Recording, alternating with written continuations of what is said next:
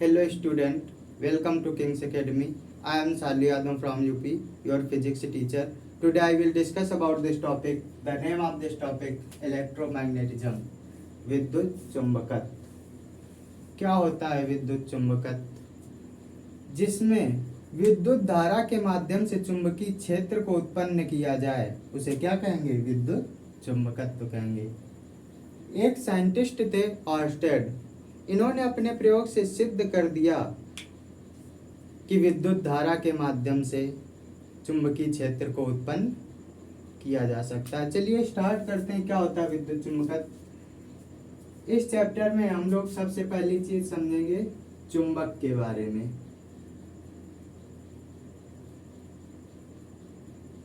क्या होता है चुंबक? पुराने समय की अगर हम बात करें तो एक स्थान था क्या? Asia minor. Asia minor. यहाँ पर एक पहाड़ी थी जिस पहाड़ी का नाम था क्या? मैग्नीशिया.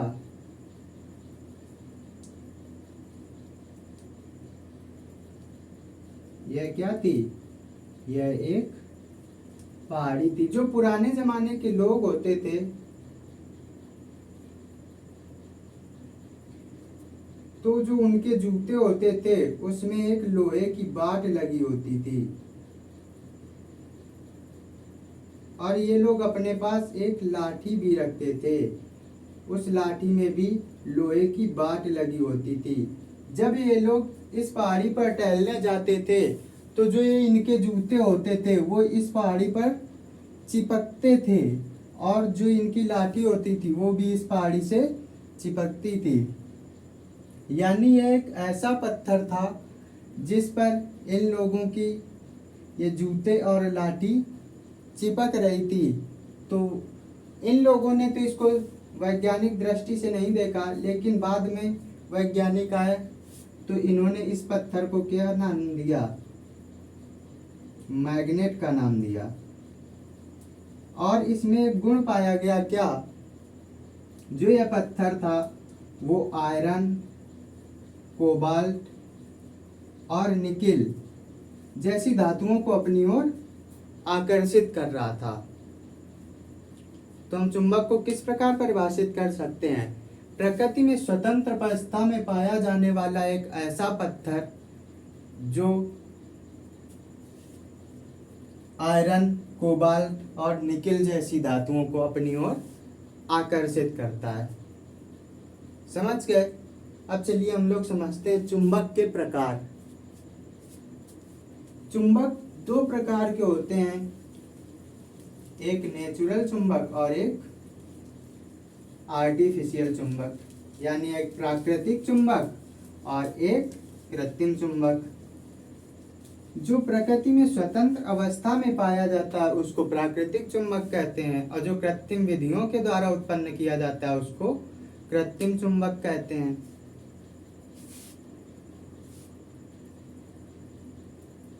एक नेचुरल चुंबक यानी नेचुरल मैग्नेट और एक आर्टिफिशियल मैग्नेट.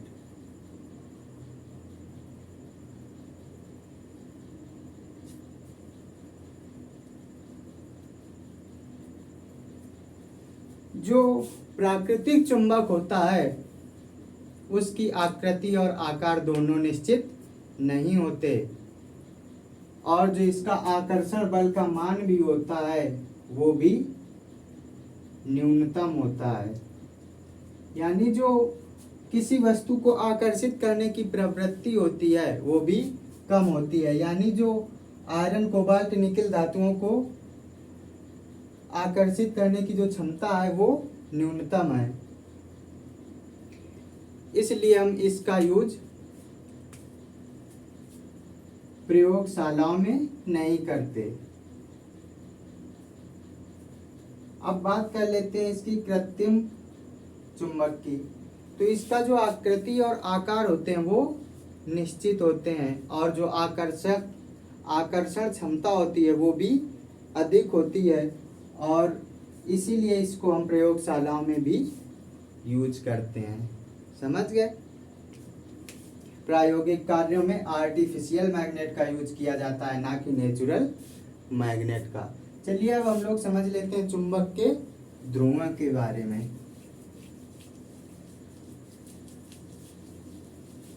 क्या होते हैं चुंबक के ध्रुव? इसके लिए आप क्या करिए, एक मैग्नेट लीजिए,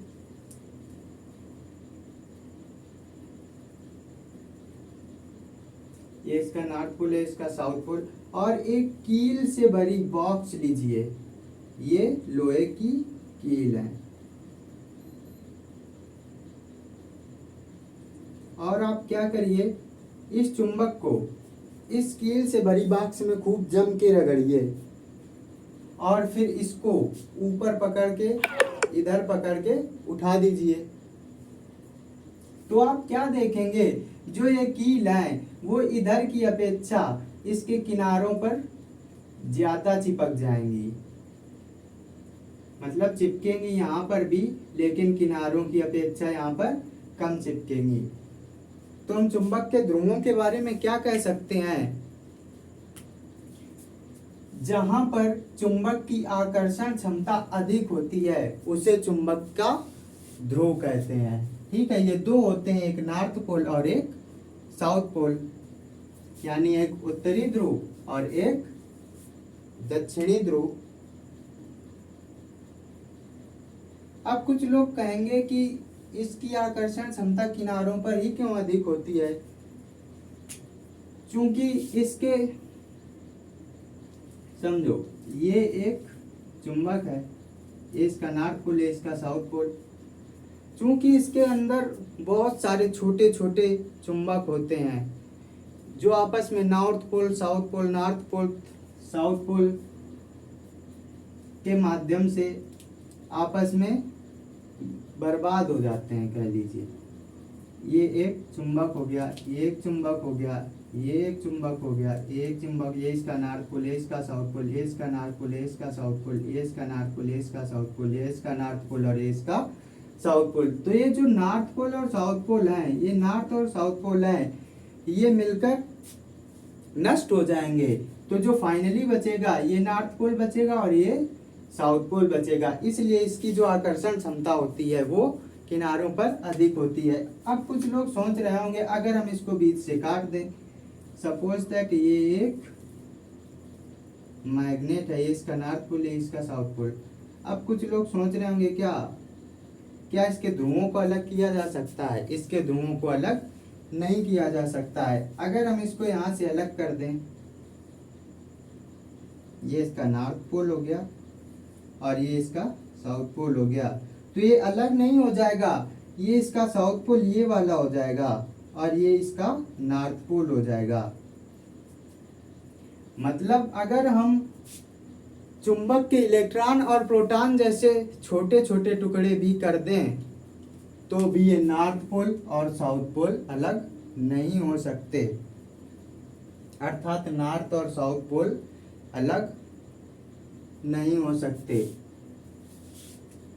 समझ गए?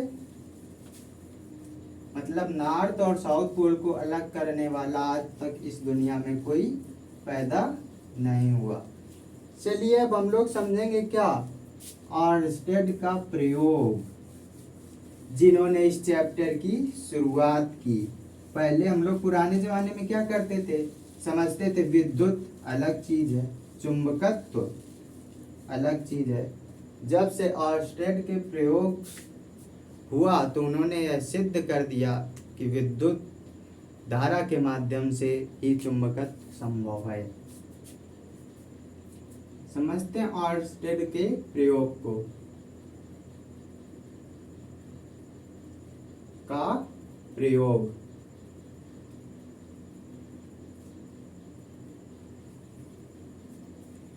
इन्होंने क्या किया, एक चालक लिया,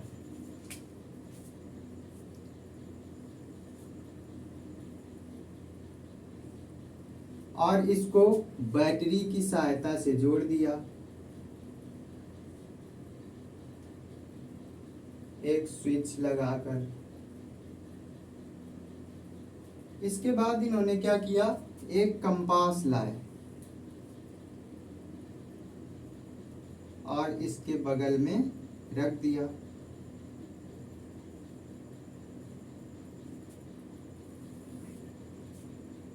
फिर इन्होंने क्या किया, पुनः वही चालक लिया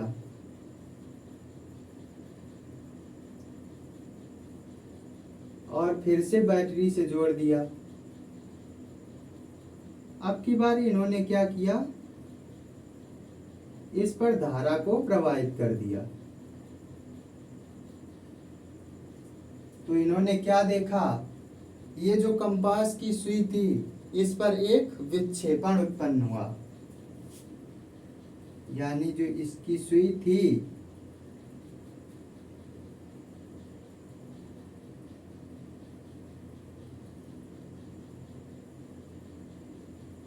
तो जो इसका साउथ पोल था वो इधर आ गया और जो नॉर्थ पोल था वो इधर आ गया।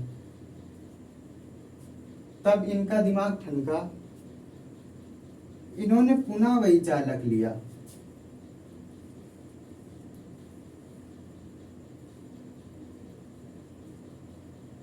और पुनः बैटरी से जोड़ा। अब की बार इन्होंने क्या किया, विद्युत धारा की दिशा चेंज कर दी।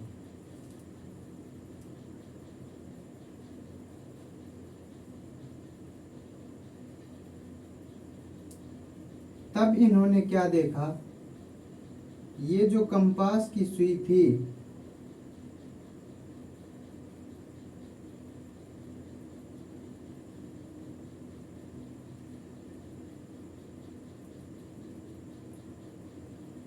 वो एकदम विपरीत हो गई, यानी नॉर्थ पोल नीचे आ गया और साउथ पोल ऊपर चला गया।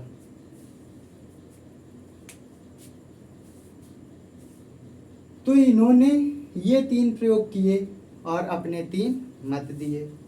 इन्होंने क्या कहा, अगर किसी चालक में धारा प्रवाहित नहीं हो रही है तो वह चालक चुंबकीय क्षेत्र नहीं बनाता है।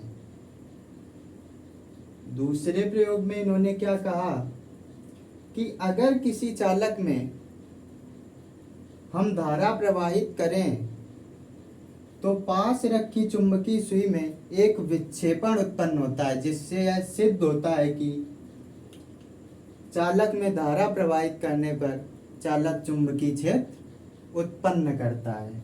तीसरे प्रयोग में इन्होंने क्या कहा, अगर हम चालक में प्रवाहित धारा की दिशा को विपरीत कर दें तो जो उत्पन्न चुंबकीय क्षेत्र होता है वो भी विपरीत हो जाता है। ये था क्या, ऑयरस्टेड का प्रयोग। समझ गए। अंततः इनके प्रयोग के बाद एक बात साबित हो गई, क्या कि धारावाही चालक में अगर धारा प्रवाहित हो रही है तो चुंबकीय क्षेत्र उत्पन्न होगा।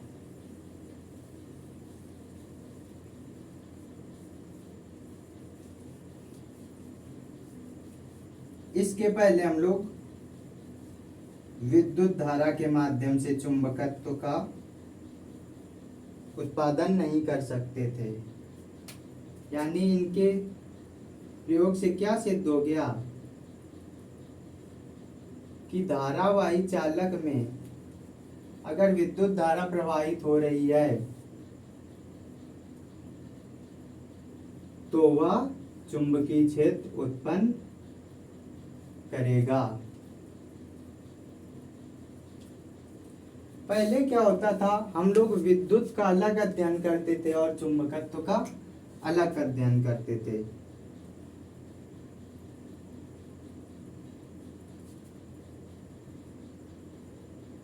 और इस प्रयोग के बाद हमने विद्युत धारा के माध्यम से चुंबकीय क्षेत्र का उत्पादन कर दिया। इसी को क्या कहा गया, विद्युत चुंबकत्व, यानी इलेक्ट्रो मैग्नेटिज्म।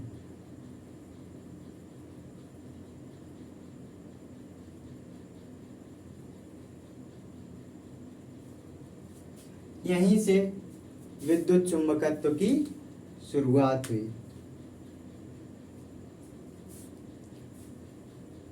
समझ गए? चलिए अब हम लोग समझेंगे क्या, चुंबकीय क्षेत्र के बारे में। इन्होंने चुंबकीय क्षेत्र को उत्पन्न तो कर दिया, अब हम लोग समझ लेते हैं क्या होता है चुंबकीय क्षेत्र, यानी मैग्नेटिक फील्ड।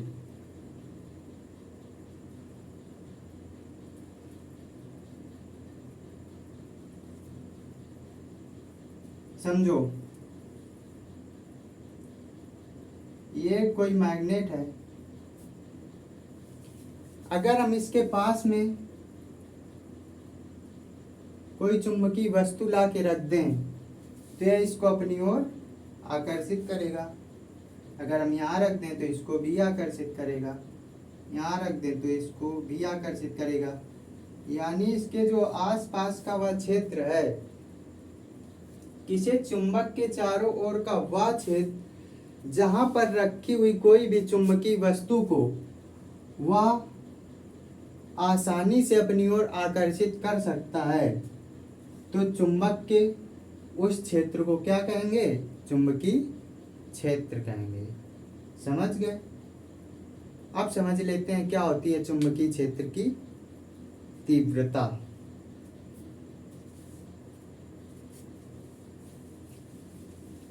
चुंबकीय क्षेत्र की तीव्रता के बारे में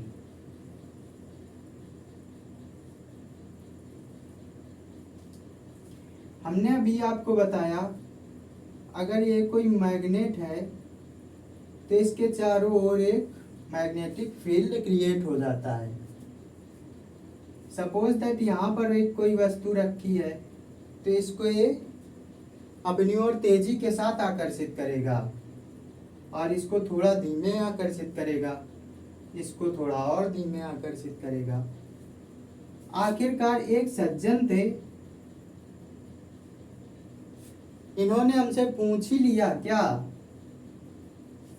कि इस स्थान पर चुंबकीय क्षेत्र का मान कितना होगा। तो इस कितना का आंसर बताने के लिए हम किसका यूज करते हैं, विद्युत चुंबकीय तीव्रता का, यानी चुंबकीय क्षेत्र की तीव्रता का यूज करते हैं। तो चुंबकीय क्षेत्र की तीव्रता को हम किस प्रकार से परिभाषित कर सकते हैं,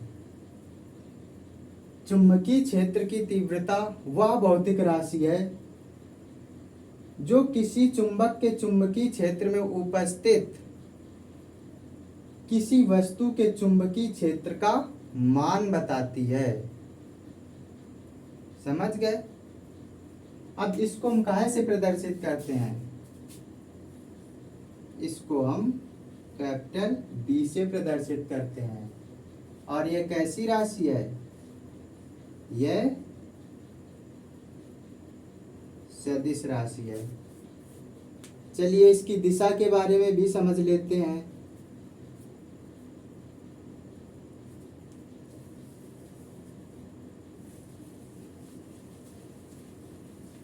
अगर हम कागज तल के लंबवत अंदर की ओर प्रदर्शित करेंगे तो क्रॉस लगाकर प्रदर्शित करते हैं। अगर कागज तल के लंबवत बाहर की ओर प्रदर्शित करते हैं तो डॉट लगाकर प्रदर्शित करते हैं। और अगर हम दंड चुंबक में प्रदर्शित करते हैं तो जिस ओर प्रदर्शित करते हैं उस ओर का एरो बना देते हैं। अगर हम कागज तल के लंबवत अंदर की ओर इसकी दिशा प्रदर्शित करेंगे तो उसको क्रॉस लगाकर प्रदर्शित करेंगे। अगर हम कागज तल के लंबवत बाहर की ओर प्रदर्शित करना चाहेंगे तो हम इसको ऐसे डॉट लगाकर प्रदर्शित करते हैं। अगर हम बात करें दंड चुंबक की,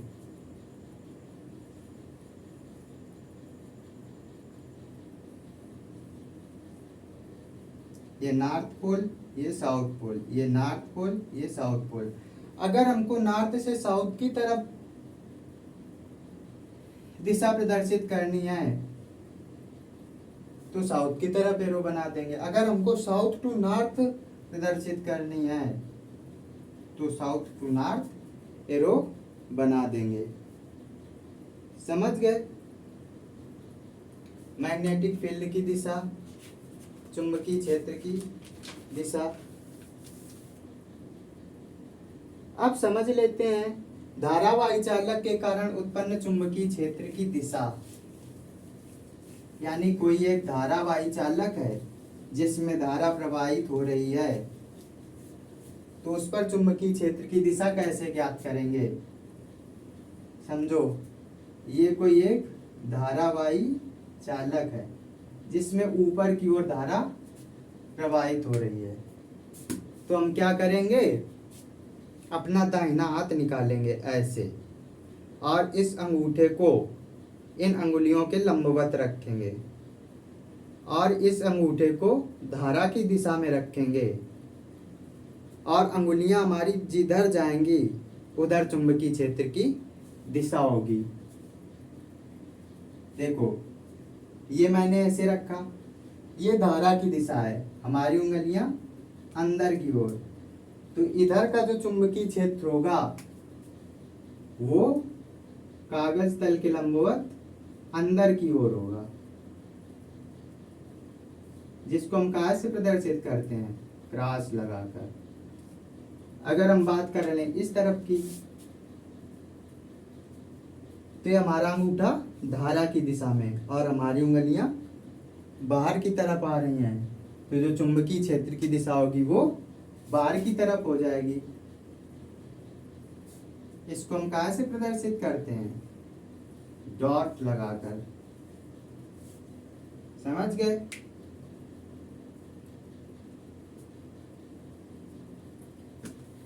चलिए, तो बच्चा आज की क्लास यहीं तक रखते हैं। ठीक है, पढ़ते लिखते रहना। Bye bye, take care.